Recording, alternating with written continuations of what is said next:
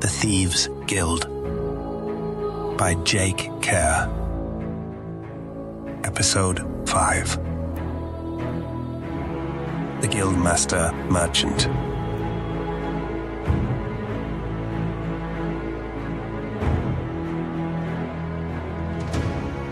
It was evening, so the two of them had to wait at the front of the Merchant Guild Tower as its massive doors opened. As befitting the most powerful guild in the city, the Merchant Guild Tower was the tallest and mightiest in Ness. Although the Knight Guild compound was much larger than the Merchant Guilds, the Merchant Guild Tower dwarfed the Knights, which stood next to the Great Gate and loomed over the entrance to the city. Although he had not apprenticed to any guild, Ralan lived in the tower with his brother, so the process of waiting for the great doors to open and walking the stone halls was a familiar experience. This time, however, there was an ominousness to his arrival, as if the giant maw of some monster was opening to consume him. He rubbed his temples as the doors came to a stop. His headache was thankfully starting to fade. Ralan had tried to find out more about his fate as they exited the boat, but that was the moment Karch's smile left his face. He hissed at Ralan to be quiet, and he did, not wanting to risk a slap or to make his fate any worse than it already was. Although Ralan loved to insult and demean his brother's guild, he couldn't help but feel awe every time he entered its tower, and this time was no exception. He took note of the majestic main staircase, the marble under his feet, the great tapestries at the landings, and the art that lined the walls as they climbed to the 6th floor. Karch led Ralan down a short hall to the polished and elaborately carved oak door that marked his brother's office. Karch rapped on the door twice, opened it, and then led him in. The room was large. On one side was a bookcase behind a small table with 2 chairs. It was full of similar-looking books. There were papers scattered on the table.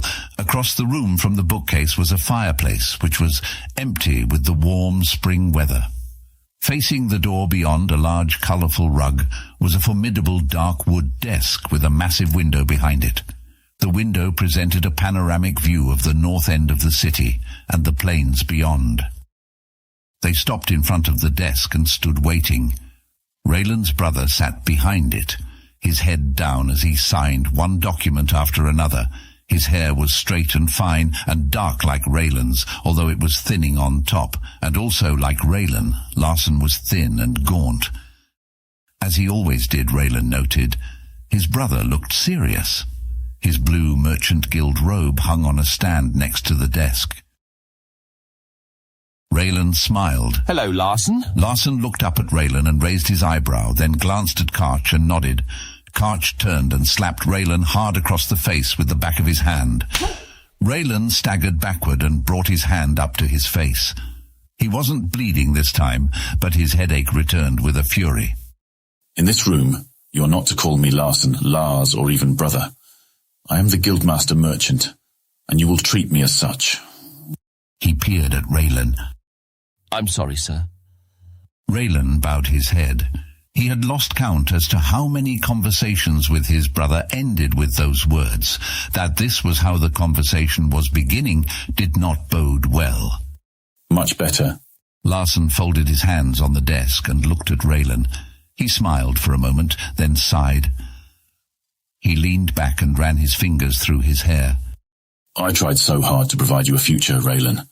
An apprenticeship with the countsmen, the shopkeepers, even with the White Guard." He shook his head. "I can't even remember the number of opportunities I've presented to you." At this, Lassen slammed his fist on his desk. "But you spat in my face at every step." Lassen's face was turning red, and Ralan already knew that the best-case scenario for him was a thrashing and then probably some time in the guild dungeon. That Lassen and Karch had something worse in mind chilled him. "Your attitude and actions mock the very guilds that offered you a home." Lassen continued, marking each point by stabbing his desk with his finger. He then stood up, his chair nearly falling as it flew backward. "Starting with this one." Lassen stared at him for a moment. Ralan didn't move. Lassen clasped his arms behind his back and walked around the desk and over to him. He took the fabric of Ralan's shirt between two fingers, rubbed them, and then pulled his fingers away as if he had touched the corpse of a diseased animal. The Brawn of the Guildless, Ralan. Haven't you ever tired of people looking down on you, wondering why no guild would have you? Ralan remained quiet. He knew the question was rhetorical, and his cheek still hurt from his last show of independence. Lassen paused and smiled when Ralan didn't reply. What do you know of Guildmaster Pietro? It was a direct question, so Ralan answered. The Guildmaster Thief. Lassen nodded. He seemed a good sport. I got a few tomatoes through the protective cage during the last Founders Parade, and he just smiled at me. Ralan shrugged. Ah, yes. You take particular delight in abusing the Guildmaster Thief, do you not? It's the tradition. Do you know why it's a tradition, my dear brother? Lassen started to smile. Ralan didn't know where this was heading, but he knew it wasn't going to end well, so he just went with it, in the hopes of getting any unpleasantness over with sooner rather than later. I don't know. Every profession needs a guild, so I guess that includes the thieves. Oh, it is much more than that, Ralan. Lassen leaned back against his desk. The thieves are the greatest plague of Ness. They hide like rats in dark corners and alleys, only to come out and steal from all of the other guilds. Do you know how much of a problem theft has become, brother? Ralan shook his head. Let me put it this way. While you have been tossing things at the Guildmaster Thief out of childish joy, there are hundreds of citizens taking out their anger at having lost their clothing, their food, their precious savings, their entire lives, to these vile thieves. Lassen spoke the word thieves with a sneer on his face. Returning to his seat behind his desk, Lassen added, You called Pietro a good sport. How generous of you. Others feel the same way, I'm sure. But should we not hate him? Do you know why he exists? Why we allow this symbol of all we despise to live among us? Ralan tried to figure out how to answer the question, but he had no idea what answer his brother wanted.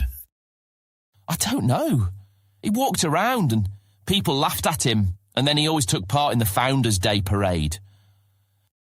Ralan glanced at Karch for a hint as to how to answer, but Karch stood by impassively. I guess we make some poor sap the Guildmaster Thief, and he represents all the thieves who are too cowardly to work in a real guild. Exactly. Lassen brought his hands together in a small clap. He is a symbol of everything we in Ness abhor. Unfortunately, the fact that everyone liked Pietro tells us that he wasn't the correct man for the job. We need someone irresponsible, someone young and without the respect that age provides, someone that all the guilds can collectively despise. His brother's intentions were suddenly clear. Ralan's jaw dropped as Lassen continued. My dear brother, I am so glad you understand. As I'm sure you're aware, Grandmaster Pietro died several days ago, and... Lassen leaned forward, pointed at him and whispered, You are the new Guildmaster Thief. Ralan didn't move as he tried to make sense of what his brother had just told him. He thought of Guildmaster Pietro, who wandered around Ness in his black robe, smiling at everyone and occasionally grabbing fruit off of produce stalls in the market district, telling the merchants that he was, after all, the Guildmaster Thief. They would laugh and let him wander on without making him pay. Everyone liked him, but no one took him seriously. Ralan fought through the pain in his head and discovered the flaw in his brother's plan. Only guild members can vote for a new guildmaster. You can't just name me the Guildmaster Thief. No, I can't, but the council can. Lassen waved his hand. With time short before the Founders' Day parade, and well, let's be honest, no members in the Thieves Guild, it was prudent of us to take action right away. And after all, this is, as you so astutely noted, a symbolic position. Lassen smiled again. I should note that each guildmaster seemed particularly delighted in voting for you. Some even considered you overqualified. Karch laughed. Lassen stood up. I'm sure you are overwhelmed with gratitude, brother. So I'll let Deputy Karch take you to your new quarters. There is one more thing, sir. Karch added. Your brother needs to name a deputy. Ah, yes, my brother gets an official stooge. Ralan immediately thought of Rafe, but he was certain that Rafe would rather die than be in a guild as hated as the thieves. What about the current deputy? Did Pietro even have a deputy? Before Ralan could object, Karch spoke up. That would be old Alard, a disgraced former member of the Night Guild. Karch shrugged. He is universally loathed. Lassen tapped his chin. Oh yes, I forgot about him. He always wears his hood up. Looks like death in that awful black robe of theirs. Lassen smiled. Why, it is a perfect match, is it not? A disgraced former knight and a guildmaster that disgraces the knights. Lassen waved a hand. Deputy Karch, let Alard know that out of respect to Pietro he will be retained as deputy. In the meantime, take Ralan to the guildmaster's quarters. Ralan didn't know Alard, but he resented being told who to name as his deputy. What if I don't agree to take Alard on as my deputy? Then I'll go to the council, and we'll make you take him as a tribute to Guildmaster Pietro. Not even you are so stupid as to object to that. Lassen's face had reddened a bit at Ralan's objection. He waved his hand and then peered at Ralan, who could tell his brother's patience was wearing thin. Now get out of my sight and scurry down to your new quarters in the basement. Deputy? You can't tell me what to do. Lassen's jaw fell open at Ralan's words. He stood up slowly from his desk, staring at Ralan with pure malice in his eyes. What did you say? Lassen asked through clenched teeth. I'm a guildmaster. Ralan nodded his head. Sure, he had been appointed to the most reviled and unpopular position in Ness, but he was still a guildmaster. Ralan's mind started to work through the possibilities. If he was going to be humiliated, he would at least have fun in the process. Lassen looked to Karch. Ralan turned and faced Karch before the deputy could act, or his brother could say anything. And you'd better not strike a guildmaster. I don't know the rules yet, but I'm sure that's not acceptable. Lassen stared at Ralan for a moment and then spoke up. I should have expected this. You were always too clever for your own good, brother. He smiled. Yes, you will find a few benefits to your new position, but let's see how far your lack of respect gets you, shall we? He sat back down in his chair and folded his hands. In fact, Founders' Day is tomorrow. Let's see how well you enjoy sitting on your wagon having the citizens hurl their garbage at you. In fact, I believe I shall take part in the fun this year. I may not throw as well as you, Ralan, but I, at least, will be the one doing the throwing. Ralan tried to hide his horror at the thought of the Founders' Day parade. He had forgotten that he would be the one sitting in the wagon at the end of the parade, protected by a cage, while the population of Ness took their anger out on him. It may have been symbolic, but as Ralan knew, the thrown tomatoes and garbage were real. He turned without saying anything and walked toward the door. Karch raised his voice. The Guildmaster did not dismiss you. Without stopping or looking back, Ralan exclaimed, I am the guildmaster.